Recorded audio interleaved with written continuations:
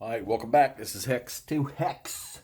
Let's get started with the next scenario in our Civil War Brigade series. We're still in August Fury, the third game in the series. This one didn't really have too many small scenarios in it. So we're going to play, I think this is scenario 4, the second day's action. It's supposed to go from noon to 8 p.m. One, I don't know if we'll get that far. Two, I may not take it that far. Man, we'll just have to see how it goes. We'll have to see how fast it plays. All right, so this is the setup for Longstreet coming on the board. Let me get this scenario real book in my hand here. So Jackson is in the railroad cut, and let's see. Oh no, this is the afternoon of the 30th. So this is when Lee and Longstreet arrive, and they're gonna sort of weigh in from over on this side of the battlefield here, and closed in on the Union's flank here, and sort of develop that flank. So this is the initial setup. I don't have any of the AB markers under the units. I might have them under some of the Union units. I may try to do this without putting all those markers under there, and see if I can just, because the record sheets, if you just check your record sheet before you fire, you can see what an A and B is. And you'll know that if you have an extension, you'll automatically know that the extension is going to be the weaker strength of the two units. But we'll see. And if not, then I'll start putting markers under them. And I'm thinking about, you can see the setup right now. I have the Confederates facing hex sides. And when you play the great battles of the American Civil War, because you have those extension markers, that's really the only way it works correctly. So I don't know. I may dabble with that to see if that makes the game a little more easier to handle as far as the extensions go, because those extensions can get really, really, really confusing. Now, doing it this way, what would it change? Well, it would change your flanks, and I can deal with that. So we'll see. We'll see how this one goes. All right. So here's the setup. This is obviously on the Union 5th Corps, supported by the Union 5th Corps from the Army of the Potomac and the 3rd Corps from the Army of Virginia. All right. And when I looked at the orders, the initial orders for this thing, I was like, my God, who in the hell thought this one up? So all of this force is sitting right here. And apparently Pope's objective was to drive Jackson out of the railroad cut and, destroy him before Lee and Longstreet get on the battlefield. Well, as you can see, Lee and Longstreet are already here, and this attack hasn't started yet. So the initial orders, which I always attempt to do, and I have my orders written down over there, are for Porter to drive to attack on the east side of the Groveton-Sudley Road and clear these forces here out of the railroad cut, okay?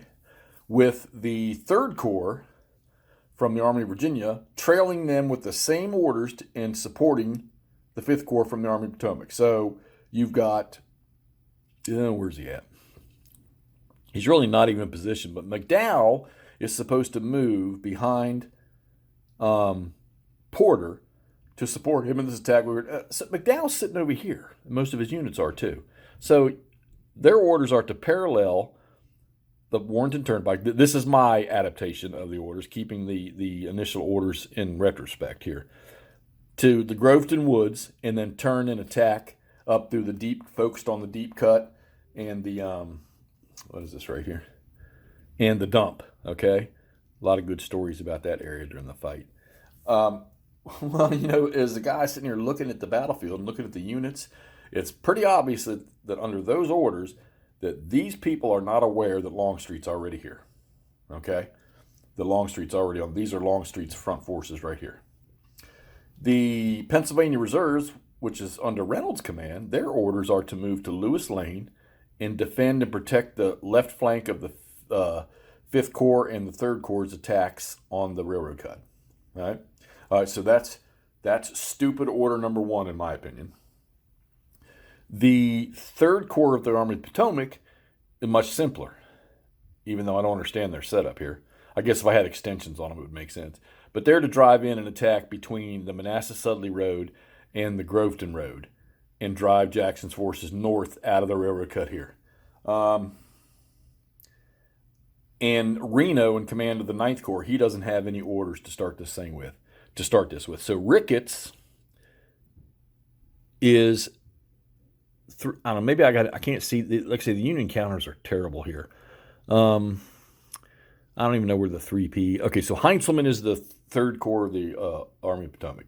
So he's got the objective alone to attack here. Reno has the 9th Corps. He has no orders, and I left them as no orders to hold their ground because I'll have to decide who they're going to support. All right.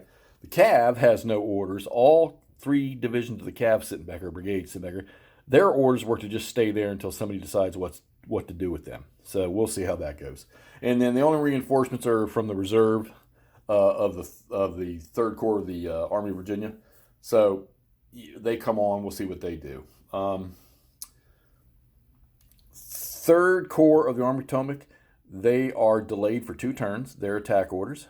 So they won't kick off their attack till 1. So 5th Corps, Army of Potomac, and 3rd Corps, Army of Virginia will go ahead and start their move, paralleling the turnpike to start this here, which is, thank God there's no artillery sitting here for the Confederates, because they would just shell the shit out of them as they're going down there, pardon my French. All right, I have Longstreet. Let's spin it over here a little bit. So y'all, wrong way. So y'all can see what Longstreet's doing. And you can see what General Hex is deciding to do. So I have Longstreet's initial orders are to, and he's generally in the area, is to occupy this low ground here. I don't want them to get here and punch these guys in the face right off the bat. I want that 5th Corps to move. So their orders are to move in and set up to start their attack at 1:30 from this area right here. So they're going to move into this area here, and then they'll start their attack through Groveton at about 1:30, okay? Now, so I'm going under the assumption that they, and I've read the Second Battle of Manassas, the really, really good book I got back there. They're not aware. They know he's coming. They know Longstreet and Lee are coming, but I don't think they are aware that these guys are on the battlefield, because else they would not have sent one Reynolds with what he had over here by himself to defend this area against all of Longstreet's troops. Longstreet's stuff was pretty scattered. They got to be brought back in. And Stewart is to protect the right flank so that, and granted this is only a scenario, but there'll probably be more Union troops back here somewhere in case there's an attack that comes from this way on Longstreet's right flank. All right, so there's our setup. If you want to look at my scribbles, my order scribbles, and contemplate your generalship or contemplate my bad generalship, that's how I have my orders right there. Whether you can read them or not, I don't know. I'm not going to read them to you. You can freeze that and look at them yourself, but we'll leave that on there for a second. This will probably be the last scenario in this one, and then I think the next box we pull, I think Series 4 is, I think it's Barren Victory, which if I'm not mistaken, I think that's Chickamauga. Granted, we won't play the full-blown campaign. As much as, you know me, I like to play that stuff like that. It takes too long, and I want to get content out to everybody. I'm also going to try to make it a point, and you all can let me know about, I need to, one of the subscribers recommended that I mark these in better sequence so that y'all can follow the sequence of how I play these, because I do notice that my titles don't necessarily, while I have a time in them, I need somewhere near the front so that you can follow the videos in sequence, and I will endeavor to do that. Let's take a look real quick here at the record sheets. Here is the Confederate. All these highlighted units are involved. This battle here is you've got 3 victory point schedules for this game, losses, locations, and wrecked units. And this game here is big on, when you're figuring out wrecked units for victory points, you don't count stragglers. So, just much like the last one, a division or a brigade can be completely wrecked, but it's due to stragglers, so for victory points it won't count.